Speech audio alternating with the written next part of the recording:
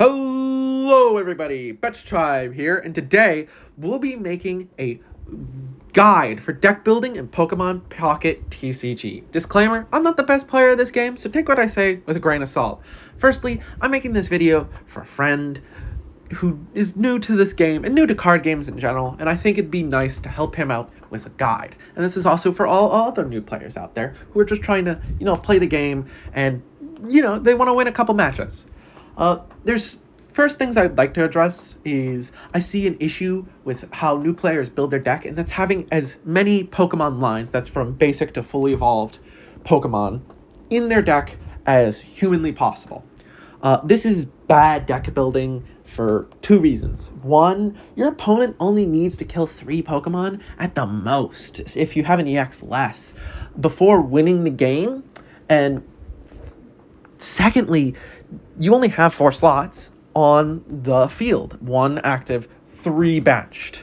So this leads to hands where you have 2 basic Pokemon doing nothing when you could have gas like Professor's Research or something to control the situation on the field like Sabrina.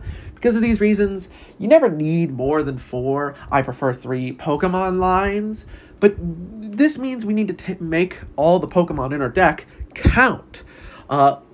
So first, you'll need to choose a core for your deck. This is your winning strategy. This is your, your kill shot. It's your heart. It's your strong fist you use to beat over the skull. Today, I'll be choosing Pikachu EX, and its ability says this attack does 30 damage for each of your benched electric-type Pokemon. So that means this limits us to electric-type Pokemon for this deck if we want to get the most use out of Pikachu X.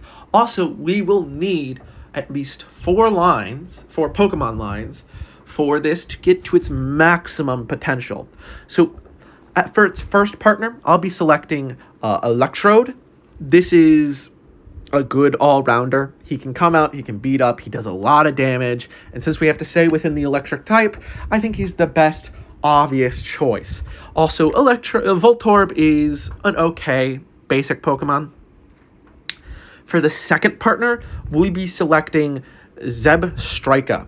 Zebstrika is weaker overall compared to Electrode, but it does have something more powerful. It can hit backline. This stops your opponent from just running away from the problem because you can still pursue an injured Pokemon in the backline. This allows a plethora of just crappy situations for the opponent. And for our final partner choice, I'll be choosing Pinurchin. Pinurchin has a really great ability. It can paralyze Pokemon. Now, it's not the best status effect. I argue Sleep is. But paralyzation takes a turn and it keeps your opponent's Pokemon from retreating. This is good in finishing it off or chasing down a kill or just being annoying. It can stall for time while you set up energy on your Pikachu and stuff like that. So this is our core team here. These are the only Pokemon you'll need to have, but that doesn't mean we're done. We need supports. Now, I always say Professor Research is an automatic to include, and the reason is simple. You get a card that gives you 2 value for the price of 1. So instead of blank drawing on another Weedle or, just having Pokedex, which I stand by being a bad card, you could send this out and get 2 cards from the top of your deck, fresh as new. Secondly, 2 Pokeball. Some people would argue 1, but especially for Pikachu, you need your bench to be filled as fast as possible. Or if you don't have Pikachu, to get it into your hand as fast as possible. So I recommend, especially at the very least, having 1 Pokeball in every deck. Next is going to start going to more personal choices. I always take 1 red card. It's good at resetting tempo. It can slow down your opponent's roll. Just generally good stuff. And it's not the shuffling that's slowing down the roll. It's more of if they have 4 cards, they're basically, although not discarding, they're going a card down, which can really slow them down, especially as you get to 5-card hand sizes and 6-card hand sizes, which is like 3 turns of drawing or like a Professor's Research and a dream's worth of entire time just wasted, and it can be a good way to just stop your opponent up. The next choice, I'm going to do 2 potions. This is generally good to keep your like Pikachu and all your Pokemon alive so that they can, you don't just concede points. Also, you want to keep your other pals alive for Pikachu because it would lower his power if one of them died. So my next choice will be X-Speed. X-Speed can be good, especially on these little 1 retreats, which to get them out without costing an energy. Usually retreat costs energy that's like a wasted turn because you only get 1 energy per turn.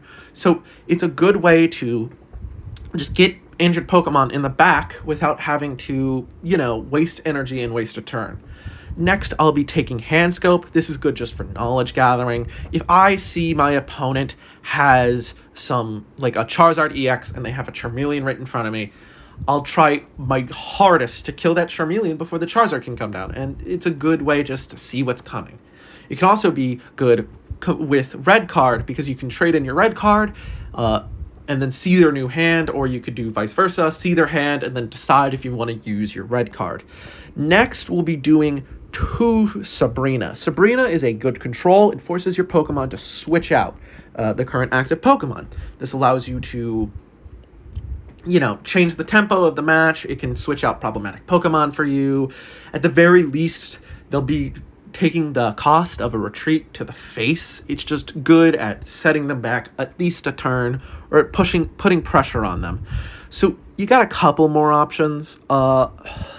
I will take 2 Giovanni here, and there's a simple reason. There's an edge case scenario where it's really useful, and I'll use Pinarchin as an example.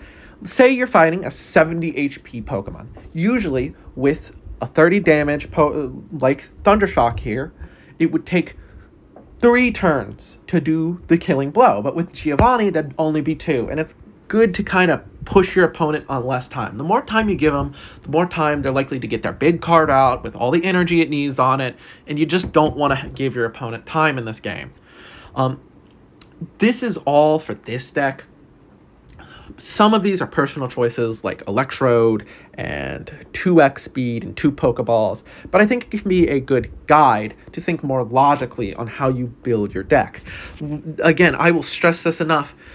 Don't fill your deck with Pokemon, just so many of them. It's never good, and it can only lead you to losing games.